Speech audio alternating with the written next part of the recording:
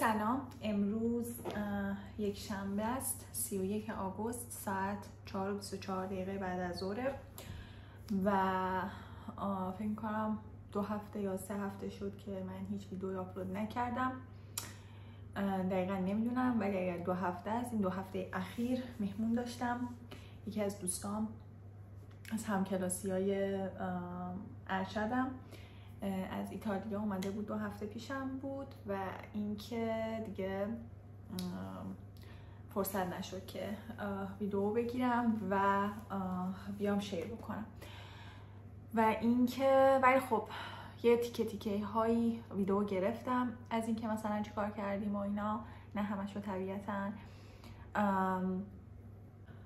دوستم که اومد، ما کاری که کردیم بردمش سونا. خب سونا تو فنلاند خیلی چیز دیگه مهمه برای خودشون و خیلی سونا میرن، حالا هم تو تابستون تو زمستون هم میرن.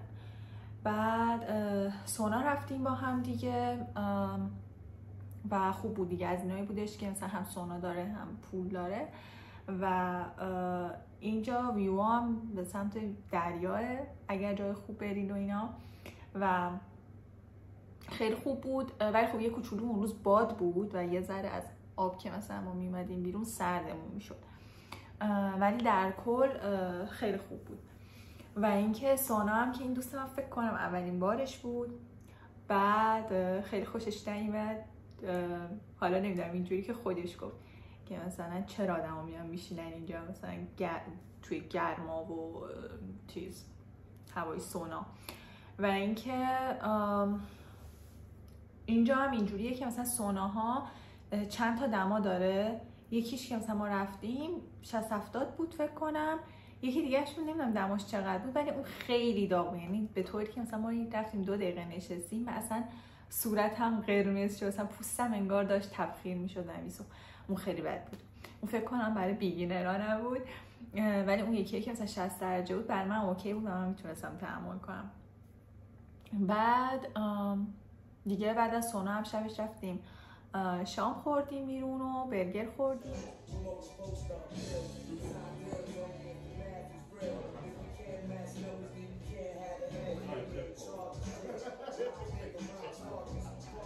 بعد کار دیگه ای که کردیم توی این 2 هفته، ما یک پازل 1000 تیکه‌ای خریدیم اثر ون گوگ. بعد اینو ما خیلی درگیرش بودیم ولی درستش کردیم. بذاریم بهتون نشون خوابش کردم، من هنوز به دیوار نزدمش. اینه، نور نمیذاره خیلی خوب ببینید ولی آره این شکلی بهتره. اینه 1000 تیکه است، 1000 تیکه بود. و چیزی که ما بهش دقت نکردیم موقع خرید این بود که این یک پازل معمولی نبود، یعنی یک 1000 تیکه معمولی نبود. روی جعبش نوشته بود کات اسمارت که ما موقع خرید اینو دقت نکردیم. کات اسمارت یعنی چی؟ من اون تا موقع نمیدونستم.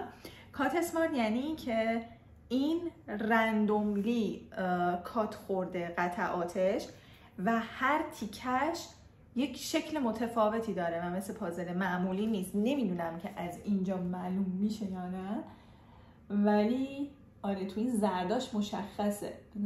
اینجا میبینید این شکلاش متفاوته، مثلا یکی بزرگه یکی کوچیکه، یکی 3 تا زبونه داره یکی اصلا نداره.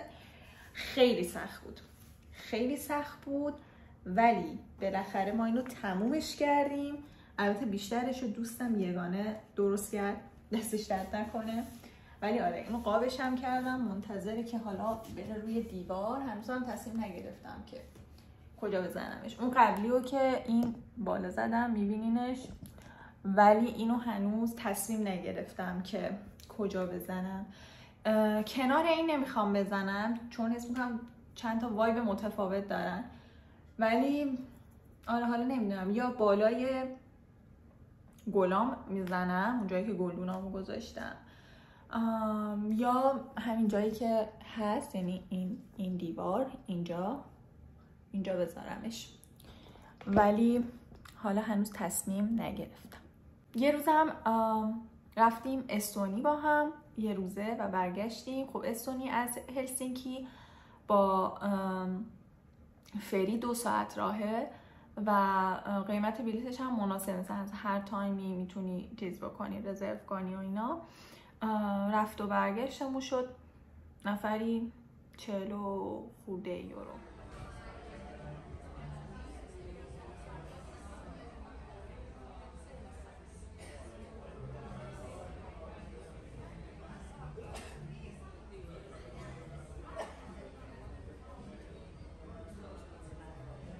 البته من استونی قبلا رفته بودم خب، ولی مثلا 2-3 روزه هم مونده بودم. ولی خب این دوستم که اومده بود واقعا استونی جایی نیستش که مثلا به نظر من. ما شهر تالین رو هم رفتیم دیدیم، نمیدونم شهر دیگه چه شکلیه، ولی خب تالین پایتختشه و یک اولد تاون داره و اینها و واقعا خیلی چیز دیدنی نداره. اون چند تا چیز مهمیش که بود و قشنگ بود رفتیم قدم زدیم و اینا و خوب بود، خوش گذشت. سلام از روز شنبه 23 آگوست ساعت 5 دقیقه به 12 اومدیم با یگانه بریم تالین. بلیطمون ساعت 10:30 بود اما دیر رسیدیم و از دست دادیم فریمونو، برای همین مجبور شدیم که عوض کنیم بلیطمون رو و قرار بود یه روزه بریم و برگردیم. شب قرار بود برگردیم ولی الان مجبور شدیم که بلیط برگشتمون هم عقب‌تر بندازیم، یعنی مثلا 7:30 شب قرار بود برگردیم، الان بلیط ساعت 10:30 شب رو داریم. 2 ساعت هم راه، هم رفت هم برگشت که در کل میشه 4 ساعت راه. و اینکه آره دیگه از ساعت 10:30 اینجا داریم برای خودمون چخ میزنیم. الان غذا گرفتیم بخوریم، بذار سیشیم و بعدش بریم سواره بریم.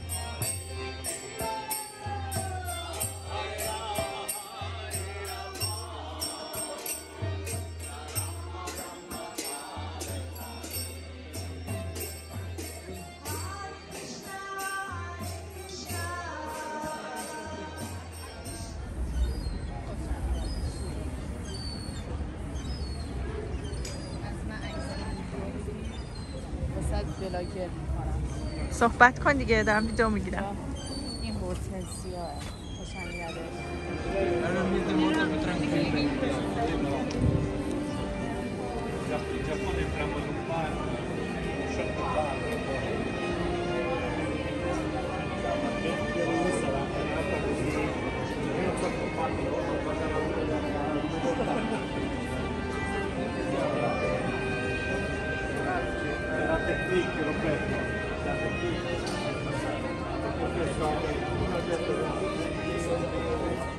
خب ما خانم یگانه رو آوردیم خالجه، ولی همش سرش تو گوشیه به خدا.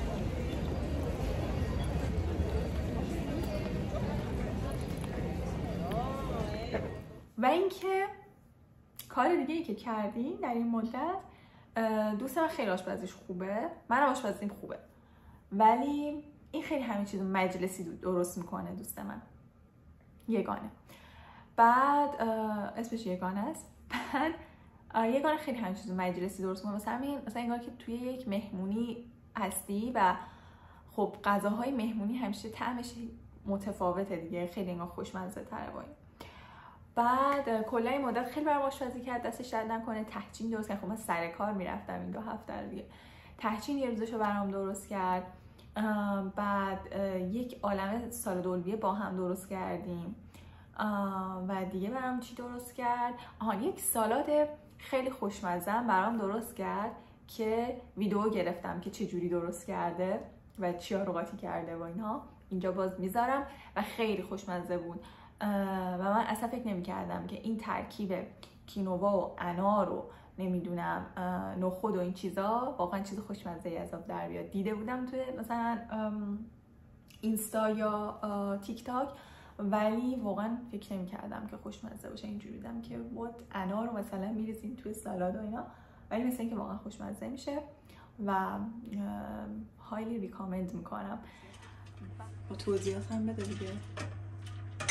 الان چی ریختی تو بشه؟ کینوا 2 پیمانه خب خیار، خب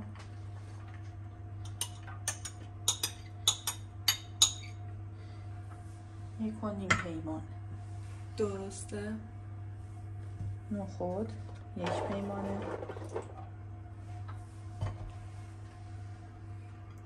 پیاز قرمز، این 3 تا پیاز کوچولو بود. خیلی وقت پیاز نخوردم، پیاز خام یعنی. بعد گردو یا پسته، ما گردو می‌ریزیم چون پسته نداریم. توضیح نشون. جعفری و نعنای خرد شده. این بهتره که 1.5 پیمانه باشه. ما به دلیل یه سری مشکلات فنی و فوت کوزه‌گری، آنار یکم نگه می‌داریم واسه تزیین روش. خب اداییه ها سالا بچه هایی توی خونه. سس هم که الان چون بیشتر از غذای امشب ماست جدا میکنیم، به یک کمش سس میزنیم. سسش هم اینه، نمیشه خوش رنگ. آب لیمون، گلیز بالزامیک، نمک و فلفل، چیلی ما پودرشو داشتیم، خودشو بریزید بهتره، یکم عسل و فلفل سیاه.